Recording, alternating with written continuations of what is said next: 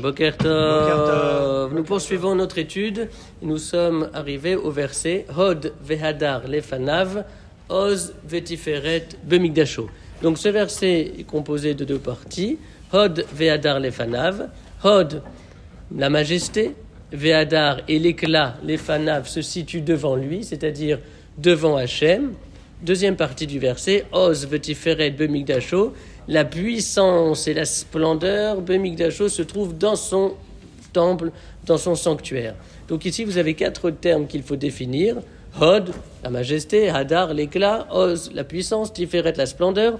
Et on remarquera également qu'il y a comme ici mention de deux dimensions spatiales, ou pseudo-spatiales, en tout cas spirituellement, puisque dans la première partie du verset, il est question de l'Efanav, de devant lui, c'est-à-dire devant Hachem, et dans la deuxième partie du verset, il est question de Migdasho, Bemigdasho, dans son sanctuaire. Donc on passe à l'Efanav, à Migdasho.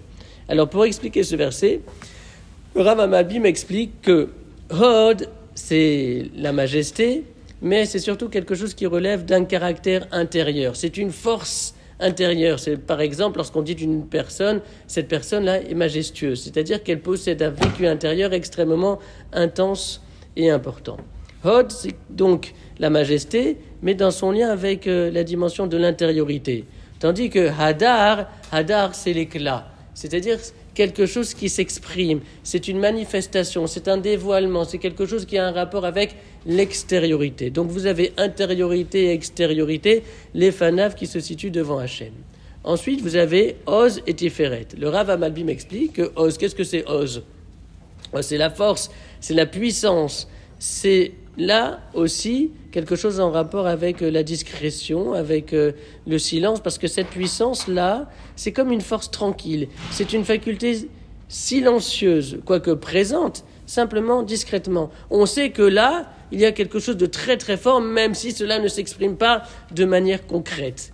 Et Tiferet, c'est la splendeur, c'est-à-dire là aussi quelque chose qui renvoie à une expression éclatante de cette puissance. Et donc vous avez Hod qui renvoie à l'intériorité, Hadar à l'extériorité, Oz à l'intériorité, Vetiferet à l'extériorité, et deux dimensions différentes, le Fanav devant lui et Bemigdasho dans son sanctuaire. Alors le Rav Amalbi explique que du Hod qui se situe devant Hachem va découler la faculté de Oz, de puissance dans le Beth Amikdash, à partir duquel le monde va être géré. Et puis du Hadar positionné devant Hachem va découler Tiferet dans le monde. Alors qu'est-ce que cela veut dire ? Cela veut dire que le Oz, c'est la puissance, c'est la conduite naturelle des choses. Cette conduite naturelle des choses, ce sont les lois de la nature, et a priori dans ces lois de la nature, Akadosh Baruch Hu se manifeste et se dévoile, mais de manière extrêmement discrète, silencieuse. Au travers de l'observation des phénomènes de la nature, on ne voit pas toujours, si on n'a pas envie de voir, on ne voit pas toujours la main du Créateur. Alors que Tiferet, c'est l'éclat, c'est quelque chose qui s'exprime, c'est le providentiel.